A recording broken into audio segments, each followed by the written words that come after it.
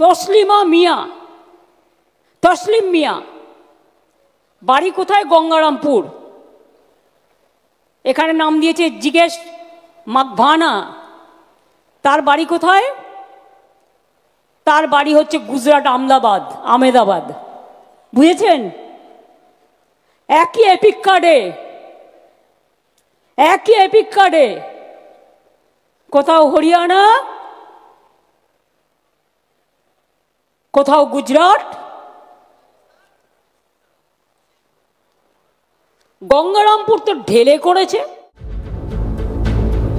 বৃহস্পতিবার নেতাজি ইন্ডোর স্টেডিয়ামের সভা মঞ্চ থেকে ভুয়ো ভোটার কার্ডে সোচ্চার ছিলেন তৃণমূল সুপ্রিমো তথা মুখ্যমন্ত্রী মমতা বন্দ্যোপাধ্যায়। তার দাবি, দক্ষিণ দিনাজপুরের গঙ্গারামপুরের বাসিন্দা তসলিম মিয়ার ভোটার কার্ডে এপিক নম্বরে নাম জুড়েছে জিগ্নেশ মাকওয়ানা নামের গুজরাটের বাসিন্দার। বিজেপির ব্যবসা কটাক্ষের সুর তৃণমূল নেত্রীর গলায়। ঘটনাচক্রে দুজনেরই এপিক নম্বর LPZ2746790।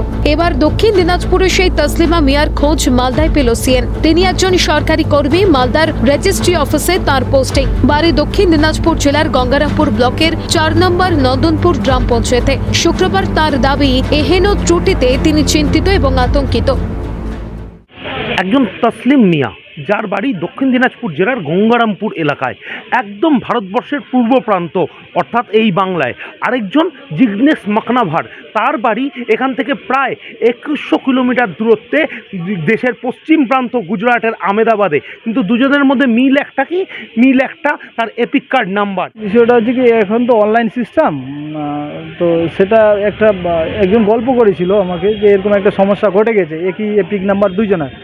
তার মারফতে কথাটা শুনে আমি আমারটাও চেক করি এবং দেখি যে সেম আমার নাম্বার এপিক আর গুজরাটে এক ব্যক্তির একই সেম এপিক নাম্বার আছে। কারেকশন করা দরকার, কোনো কিছু অপরাধ করলো কেউ কিছু বা ঝামেলা হতে পারে, একই আইডি দুজন ব্যক্তি। তো এই বিষয়টাকে ওনারা দেখছেন, তারপরেই তো একটা সমস্যা তো আছেই।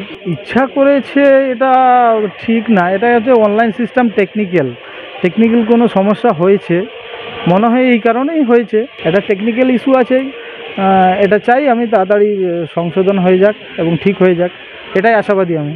আপনি কি আতঙ্কিত হয়ে আছেন? কারণ এই ধরনের একই এপিক কার্ড যদি থাকে তাহলে কোনো অপরাধ সংগঠিত হতে পারে। খুবই আতঙ্কিত হয়েছেন আপনি? আতঙ্ক একটু তো হবেই, কারণ হচ্ছে একই এপিক নাম্বার দুজনের হয়, এটা আমি জানি না। দক্ষিণ দিনাজপুরের গঙ্গারামপুর ব্লকের নন্দনপুর গ্রাম পঞ্চায়েতের রতনপুর লাগল গ্রামের বাসিন্দা তসলিম মিয়ার বাবা মা থাকেন তার অন্য আত্মীয়রা।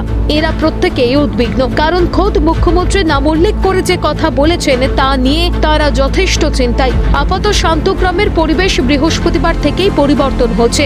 সকলেই খোঁজ করছেন তসলিম মিয়াকে। তার পরিবারের দাবি, এই সমস্যার সমাধান হোক, প্রকাশ্যে আসুক আসল সত্যি। আমার ভালো মনে করছি না তো, এটা সমস্যা আছেন আপনি?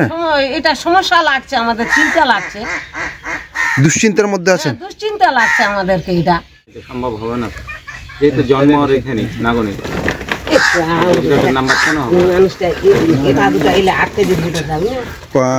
আপনি ছোটবেলা থেকে দেখছেন ওনাকে? হ্যাঁ, আমার ছোট ভাই তো। হ্যাঁ, এটা আমি মোটামুটি বছর 5 আগে থেকে জানি যে আমার ছেলের যে এই যে নাম্বারটা, এর নাম্বার আর গুজরাটের এক ব্যক্তির নাম্বার একই নাম্বার। আচ্ছা, এটা আমার ছেলে আমার সঙ্গে অনেক সময় আলোচনা করে, ওর জন্য ও খুব দুশ্চিন্তা ভোগ করে। এখন এটা প্রশাসনই ভালো করে জানে অরিজিনালকে। তসলিম মিয়া তো আমরা জন্ম থেকে ওর বাবা দাদু এখানেই স্থায়ী বসবাস করে। সমক লাহিড়ী এবং শঙ্কর কুমার রায়ের রিপোর্ট, ক্যালকাটা নিউজ।